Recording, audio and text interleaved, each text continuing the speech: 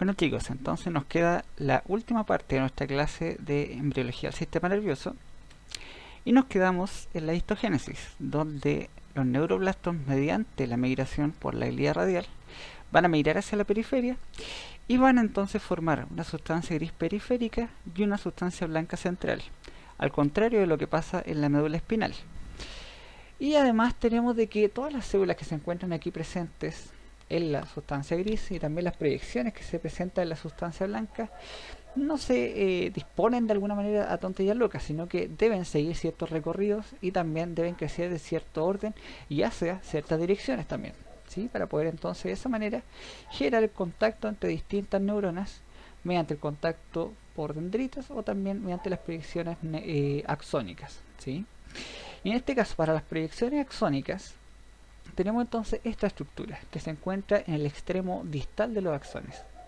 ¿Qué posee esta estructura? Presenta estas filopodios, estas proyecciones filiformes bien finitas, que lo que hace entonces es censar todo lo que se encuentre ya sea en el ambiente, en la matriz extracelular, en el microambiente me refiero, o también incluso algunos factores no solamente químicos, sino que también algunos factores físicos para ver por dónde se va a guiar, es decir, si va a crecer hacia una dirección o bien va a crecer en otra dirección. Y estas señales pueden ser secretadas al microambiente, es decir, por ejemplo, en el caso de las long Q o long range Q, también se le dice largo alcance, aquí hay señales de quimiotracción y de quimiorrepulsión por un factor químico que es secretado hacia el exterior para así entonces llamar o alejar a ese cono de crecimiento, ¿sí?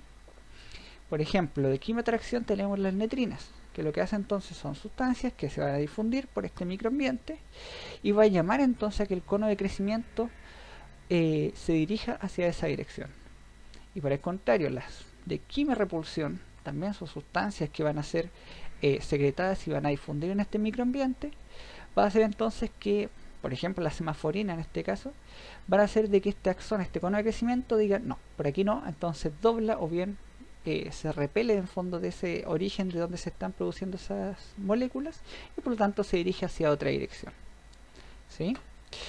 Y también puede estar presente ya sea en la superficie de este microambiente o más bien en la superficie celular también, ¿sí? Ya no como una sustancia secretada, sino como una sustancia del microambiente y del sustrato como tal, como parte en el fondo de la membrana, por ejemplo, o también como parte de la matriz extracelular. Y en este caso entonces se le llaman las de corto alcance. Y aquí tenemos entonces las sustancias de atracción por contacto o de repulsión por contacto. Fíjense acá, las caderinas, por ejemplo. Las caderinas lo que hacen entonces, aquí tenemos más caderinas y aquí tenemos ya ausencia de caderinas. ¿Y qué va a hacer entonces el cono de crecimiento? Va a decirle al axón de que crezca hacia esta dirección, ¿sí? En el fondo se va a sentir atraído hacia la región de matriz extracelular donde se encuentra la caderina o bien donde en la superficie celular se encuentra la caderina, ya que la caderina es una proteína de membrana celular. Y en el caso contrario, por ejemplo, las eferinas también son algunas moléculas que se pueden encontrar en la membrana o bien en la matriz extracelular y hace de que, en cambio, al contrario del caso anterior, el cono de crecimiento vaya en otra dirección con respecto a las eferinas. En este caso, por ejemplo, se quiere ir este axón hacia la región donde no hay efrina, ¿sí? Y con respecto a la mielinización inicia a los 4 meses. ¿Sí? Y aquí tenemos la diferencia entre el sistema nervioso periférico y el sistema nervioso central. Sabe que en el sistema nervioso central los oligodendrocitos una sola célula puede mielinizar hasta 50 proyecciones axónicas o dendríticas, ¿ya? Es decir, una sola puede ir a mielinizar distintas estructuras. Pero en el caso, por ejemplo, las células de Schwann, un solo axón, por ejemplo, puede ser mielinizado por varias de estas células de Schwann. Y al principio, ¿qué pasa?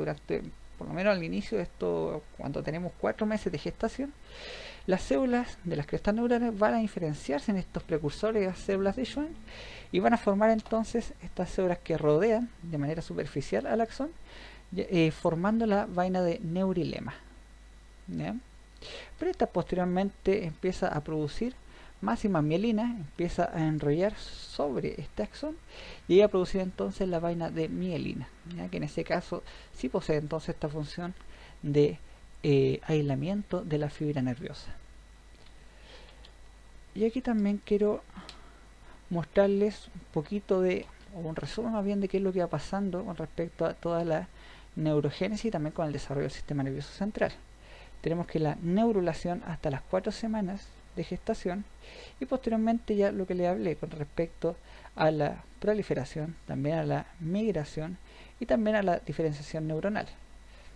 También antes del nacimiento ya tenemos parte de estas células que se van moviendo, perdón, de estos axones que se van moviendo en el fondo y que van alcanzando distintas porciones, se van dirigiendo a distintas direcciones para alcanzar otras neuronas. También se va produciendo entonces la sinaptogénesis.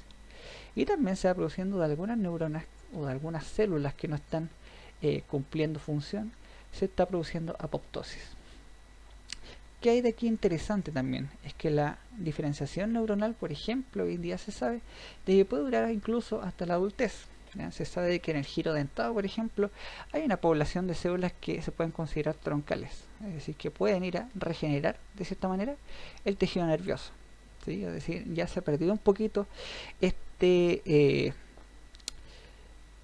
paradigma de que el sistema nervioso es una estructura estática y no se puede mover.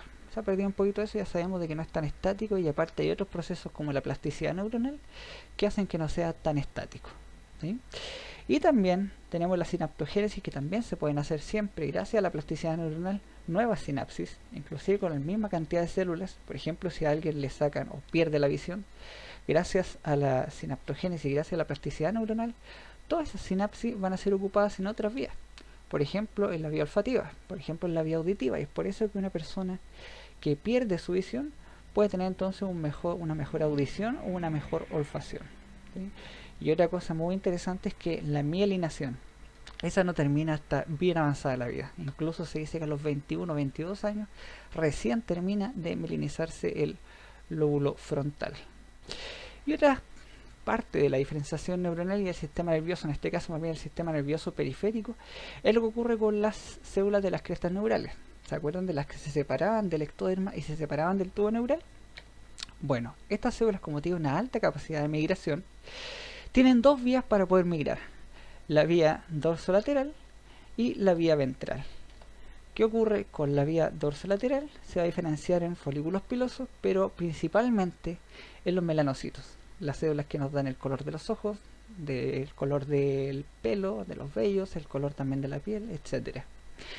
Y por otro lado, la vía ventral nos va a dar origen a los ganglios de la raíz dorsal, también las neuronas simpáticas, también la médula suprarrenal, no la corteza. Ojo, la corteza está formada por otra estructura, pero el caso de la médula suprarrenal está formada por las células de las crestas neurales.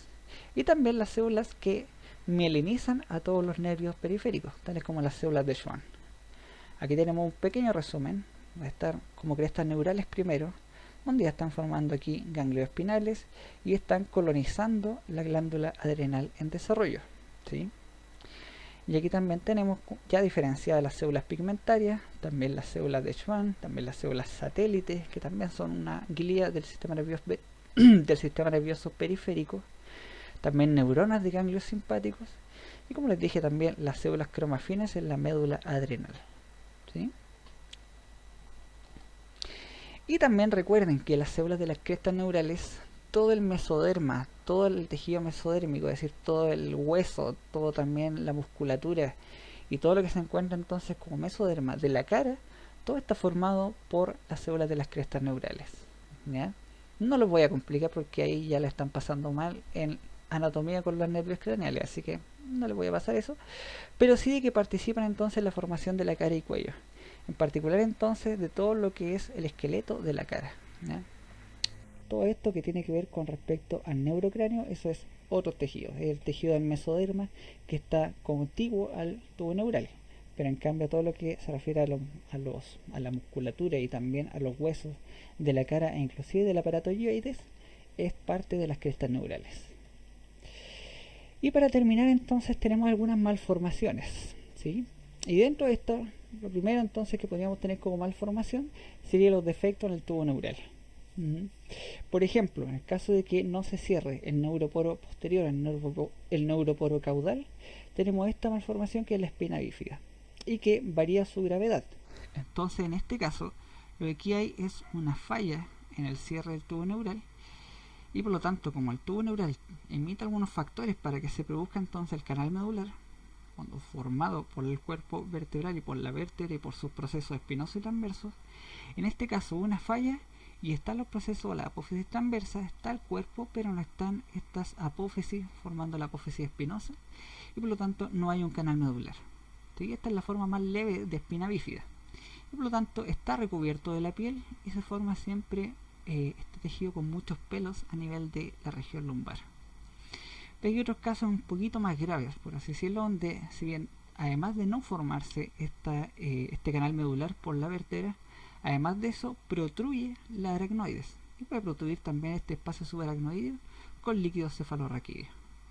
Otros casos más graves aún es cuando esta apertura es tan grande que no solamente protruye estas membranas que recubren a la médula espinal y no solo también el líquido, sino que inclusive puede llevar a que protruya la médula espinal, generando daño entonces de ese nivel hacia abajo en su inervación, incluso llevando a que no pueda caminar ese niño o niña que ha nacido. Y los casos más graves ya son los casos de raquisquisis, donde no se cerró el tubo neural y se encuentra expuesto a este tejido neural, o incluso puede protruir hacia el exterior, sin poder diferenciarse siquiera hacia tejido neural, es decir, hacia médula espinal. ¿Sí? Este caso, por ejemplo, que tenemos acá. Otros efectos en cierre del tubo neural, estos ya son incompatibles con la vida. Está, por ejemplo, el caso de la anencefalia y acrania. ¿Ya? ¿Qué pasa aquí? Como no se forma y no se cierra el neuroporo anterior, en este caso entonces también el cerebro que está en formación tiene que emitir ciertas señales para que se forme el cráneo, ¿sí? Y para que posteriormente también ahí pueda recubrir el pelo, el cuero cabelludo, etcétera. ¿Qué pasa en este caso? No se forma el encéfalo y por lo tanto sí o sí va a haber acrania. Por eso es que se dice que nunca va a haber acrania sin anencefalia, ¿cierto? Entonces, ¿qué ocurre en estos casos? Ocurre de que no se forma el cerebro y por lo tanto tampoco se forma la cabeza, y de estos individuos que en general presentan además exoftalmia. Y para terminar tenemos también las crestopatías, defectos por ejemplo ya aquí en este caso de la migración o bien de la proliferación también de las células de las crestas neurales. En este caso, por ejemplo, la neurofibromatosis, en este caso el problema es la migración y posteriormente en la diferenciación de las células de las crestas neurales. Por ejemplo, aquí tenemos un niño que tiene ambos ojitos asimétricos, y eso está dado porque aquí se presentó un glioma, es decir, falla la inervación de ese ojito. O bien también se pueden presentar pequeños tumores en los nervios periféricos, que son los neurofibromas, ¿sí? Y otro síndrome que ahora está un poquito de moda y ya les voy a contar por qué, es el síndrome de Waardenburg, donde tenemos este niño que tiene hipertelorismo, ya hipertelorismo ocular, tiene mucho espacio entre medio de los ojos, y también aquí sobre todo hay fallas, uno en la audición, para presentar fallas en la audición estos niños, estas personas, y también fallas en la pigmentación, siendo en general niños o jóvenes que presentan por ejemplo estos focos de cano de pelo sin pigmentar. También pueden presentar heterocromía en los ojos, y también se ha hecho famoso últimamente porque descubrieron una tribu en Indonesia que presentaba muchos individuos de esta tribu el síndrome de Waardenburg, pudiendo dar entonces lugar a ojos como estos, ojos tan brillantes como los que se ven acá, dada entonces esta carencia en la diferenciación de las células pigmentarias, que por supuesto vienen desde las células de la cresta neural, ¿sí? Ahora chicos, si quieren revisar un poquito más, está el Sadler, que es el Langman, el típico de embriología médica, y también el Carson, que también es muy buen libro. Podrían ver también el Valdés, sin embargo un libro que también saca mucho de los otros, así que es como el hermano pobre de los demás. Pero también si tienen algún tipo de consulta o duda, no duden en escribirme a este mail. Así que eso, niños, que les vaya muy bien.